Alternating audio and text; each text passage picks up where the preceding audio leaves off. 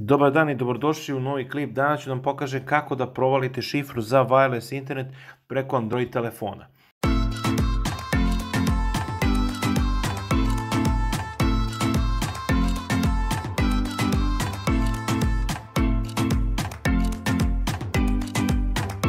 Prvo da napomenem, nećemo provaljivati šifru koju nemamo, već da vam pokažem kako da možete preko telefona da prikažete šifru koju već ste ranije uneli. Znači, zaboravili ste šifru za internet koju trenutno koristite, pa želite da pogledate koja je šifra.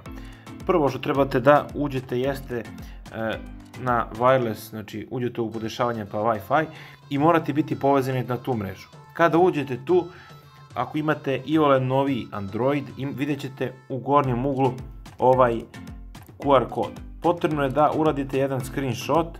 Kada uradite screenshot,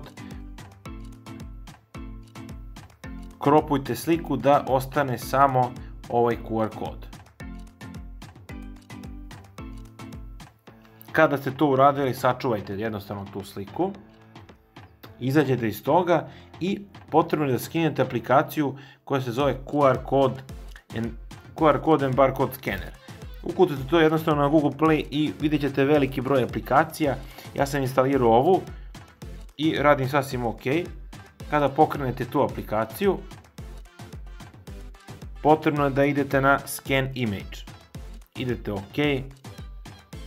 Sad možete da izaberete preko čega želite da otvorite. Ja sam preko ovog file menadžera i nađete tu sliku. Evo je slika ovde.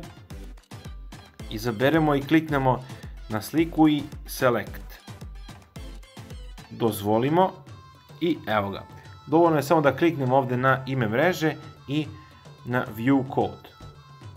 I kao što vidite, u donjem delu ekrana piše ovo Wi-Fi T, WPA S, Alcatel 3, to je znači naziv mreže, a ovo znači P, pa dve tačke, veliko A, malo a, 1, 2, 3, 4, 5, 6, to je znači password te mreže.